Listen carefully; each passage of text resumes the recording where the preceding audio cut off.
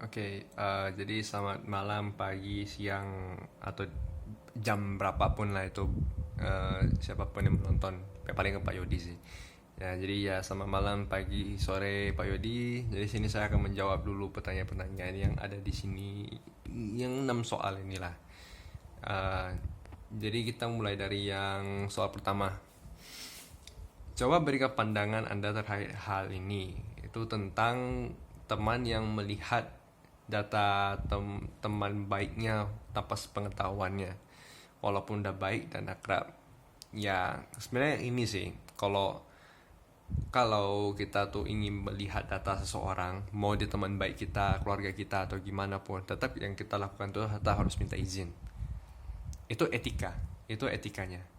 Apapun kita, itu pun kalau kayak di kehidupan kesehari-harian, kita mau meminjam barang dari seseorang aja kita harus izin dulu. Pinjam ya, gitu. Boleh nggak pinjam, gitu. Kalau udah dikasih izin dia bilang boleh, baru boleh ya kan, gitu loh. Jadi ya seperti itu. Jadi pandangan aku sih, sebaiknya jangan lakukan hal seperti ini. Mau dia teman baik mau kayak manapun, kalau misalnya laptopnya ada data-data penting gimana, kita nggak boleh lihat.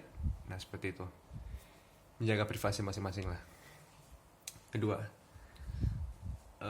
kita lihat mengapa perlu penyamaran data dan apa aja yang yang boleh ditulis dan yang nggak boleh ditulis. Jadi gini, jadi kalau dalam wawancara perusahaan itu pasti punya rahasianya, pasti ada sesuatu yang dia nggak mau disebarkan ke orang-orang. Bisa jadi itu suatu rahasia perusahaan atau sesuatu yang merupakan suatu keunggulan dari perusahaan yang sebaiknya jangan disebarkan, gitu kan. Ya namanya juga perusahaan juga kan butuh dapat cuan, ya kan. Nah cuannya itu ya dari strategi dia. Nyata kalau kita misalnya mau wawancarai, kita mau wawancari strategi dia itu sebagai penelitian, terus tentu saja nggak boleh dong kalau kita sebarkan data-data tersebut, gitu. Nah intinya ya kalau kita mau menggunakan perusahaan itu sebagai objek penelitian, ya kita eh, ya kita jagalah datanya. Kita jangan sampai sebarkan yang nggak boleh. Contohnya ya seperti misalnya suatu perusahaan menggunakan suatu resep khusus gitu, dan mungkin mereka kasih tahu ke kita lah untuk biar ya kita tahu gitu kan. Ya kita nggak boleh sebarin gitu. Kita ya anggap aja itu sesuatu yang kita tahu, oh ya udah gitu, lewat. Kita jaga rahasianya gitu, jangan mencemar nama baik, jangan merugikan perusahaan gitu. Terus kita lihat ke, coba Anda sebutkan jenis perusahaan seperti apa yang akan Anda lakukan dan mengapa Anda memiliki jenis perusahaan tersebut.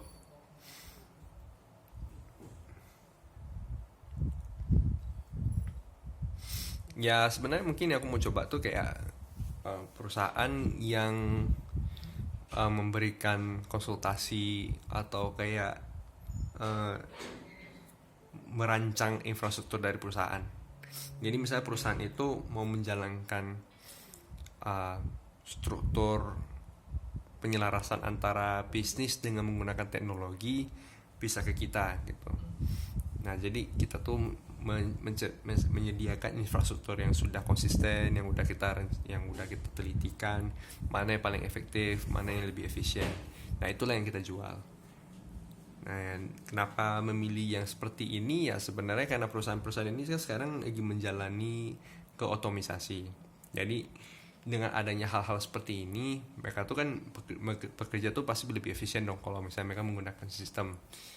Nah, jadi dari sistem itulah yang kita rancang. Terus kita ke yang keempat. Apa tindakan Anda menyikapi hal tersebut? Perangkat yang itu sangat terkenal, banyak digunakan, namun ternyata di lapangan banyak dibajak. Ya maksimalnya ya paling kita uh, kita ada hak paten, kita bisa membuktikan bahwa kita yang membuat aplikasi itu. Ya yang pertama tuh bukti. Kita tuh harus punya bukti bagaimana kita, bagaimanapun lah buktinya itu yang menunjukkan bahwa kita tuh yang memiliki produk ini. Dan kita udah mencantumkan bahwa kita tuh menekankan kita tuh gak mau atau gak memperbolehkan perangkat itu untuk dibajak. Terus kita claim, kita tahu penyebab pelakunya siapa, terus kita tuntut untuk take down atau kayak kita tuntut kerusakan atau segala macam. Sorry. Jadi sebenarnya pun kita nggak bisa banyak sayang hal seperti itu. Tapi yang kita bisa lakukan ya kita anggap ada sisi baik sama buruknya. Mau kayak manapun sebenarnya suatu aplikasi jika memang udah sangat terkenal dan memang sangat berguna, pasti ada lah yang mau melakukan ya bajakan, karena ya mereka anggap itu sebagai suatu kayak tantangan bagi mereka untuk bagaimana menguji skill mereka lah ibaratnya gitu, atau mereka itu iseng atau gimana. Tapi ujung-ujungnya juga balik ke kitanya sendiri. Kalau perangkat lunak kita gampang banget dibajak seseorang, ya mungkin kita perlu introspeksi lah. Mungkin kita perlu tingkatkan dulu keamanan dari perangkat lunak kita. Bagaimana biar gak segampang itu untuk dibajak. Kayak contoh lah Microsoft 365. Sekarang orang mau kayak mana bajak? Karena menggunakan Microsoft 365 tuh perlu menggunakan database, menggunakan username yang didaftarkan di Microsoft. Kalau nggak bisa pakai. Nah kalau kayak gitu, mau kayak mana pun nggak bisa pajak dong. Nah seperti itu. Terus ada ke yang 5, prinsip-prinsip etika bisnis yang akan Anda terapkan jika bisnis Anda didirikan dengan telah berjalan baik. Etika bisnis dan e-commerce.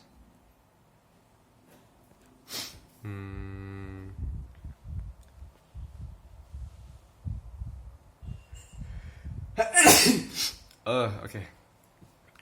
Dari prinsip-prinsip yang diterapkan ya, kalau yang kayak gini ya, sebenarnya berdasarkan prinsip-prinsip yang ada semua bisa sih ya, kayak prinsip keadilan misalnya, kesamaan hak dan kewajiban kebelah pihak ya. Misalnya antara kita seorang penjual dan seorang pembeli ya, kita menjual sesuatu ketika kita ada customer yang request ya, kita tetap mau kayak manapun harus berikan produknya, dan kita harus bikin mereka tuh percaya atas kita, dan itu disitulah masuk dalam prinsip kejujuran ya. Kalau dari sisi customernya ya udah harus bayar baru dapat produk ya, kayak gitu, harus saling mempercayai gitu. Nah itu juga masuk keadilannya, sama-sama melakukan sesuatu yang baik ya, bertanggung jawab lah, kita punya hak gitu, punya wewenang. Terus untuk yang pas prinsip ya berbuat baiknya, contoh ya kita ada rasa hormatnya lah, jangan melanggar ya kayak peraturannya lah. Kalau memang mau beli ya udah bayar gitu, itu aja sih. Terus kita lihat di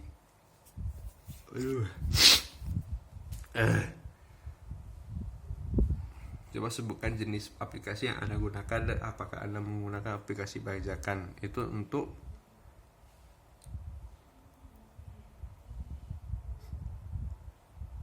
membuat tugas akhir. Jika ya maka aplikasi aja yang gunakan. Yes, aku pakai perangkat lunak yang dibajak. Itu terutama kayak Microsoft, kayak Mendeley kan gratis, nggak ada lisensi. Cuman ya gitu. Kenapa Microsoft Word? Sebenarnya dia karena aku pakai itu karena aku kebiasaan, udah kebiasa pakai itu dari dulu, udah memang pakai bajakannya ya, bajakan Word memang dari dulu itu udah itu. Jadi mau migrasi ke kayak sesuatu kayak Google Docs gitu, karena dari Google Docs itu banyak hal-hal yang terbatas, dari kayak copy paste, dari format yang di set itu juga gak bagus gitu, gak sama dengan apa yang ada tersedia di Word. Kalau di Word kan lengkap, mau set bullet list atau mau set paragraf atau apa itu pasti lengkap. Jadi ya itulah yang menyebabkan kenapa aku gak mau pakai Google Docs, makanya aku pakai Word dan aku pajak. Nah, hal seperti itu sih, itu aja yang aku pakai. Ya kayak aku bikin programnya juga aku pakai Microsoft Access aku kan crack juga, Karena Microsoft Access mahal. Pertama, kita mau bikin aplikasi itu kita gak ada dananya, tapi kita butuh. Nah ya udah, kalau kayak gitu ya udah, ya bajak. Nah gitu aja. Itu aja sih sebenarnya. Jadi itu aja videonya. Kita udah sampai 10 menit. Jadi udah cukup lah ya. Bye bye.